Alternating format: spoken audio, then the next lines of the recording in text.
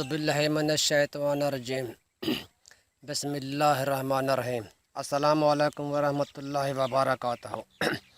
امید ہے اللہ کے حکم سے آپ خیریت سے ہوں گے، اور اللہ سے دعا بھی ہے کہ بیمار کو صحت اور تندرستی دے، آمین۔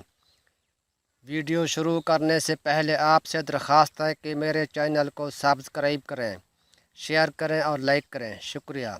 آج کا ویڈیو جیسا کہ عنوان سے ظاہر ہے، گھر سے سفر پر روانہ ہوتے وقت یہ پڑھو، پھر نہ چوری نہ ڈکیتی ہوگی۔ ڈاکو اور ڈکیتی سے بے فکر ہو کر۔ دوستو، ہر کسی کو کسی نہ کسی سفر پر جانا ہوتا ہے۔ یہ سفر دن کا ہو یا رات کا۔ انسان کے پاس رقم ہوتی ہے، موبائل ہوتا ہے، دیگر قیمتی چیزیں ہوتی ہیں۔ سفر میں عورت بہنوں کے ساتھ زیورات ہوتے ہیں، قیمتی گھڑیاں ہوتی ہیں، سائیکل، موٹر سائیکل، کار، جیپ ہوتا ہے۔ سفر میں ہر انسان کو، چاہے مرد ہے چاہے عورت ہے، ڈاکو اور ڈکیتی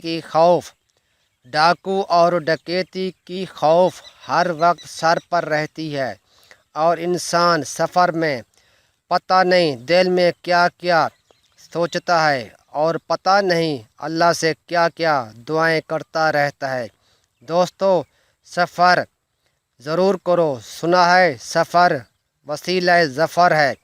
دوستو، جب بھی سفر پر روانہ ہونے لگو، یعنی جب سفر پر گھر سے نکلو، چل پڑو، تو بس یہ اسلامی الفاظ اپنی زبان سے پڑھو اور سفر پر بے فکر ہو کر چل پڑو۔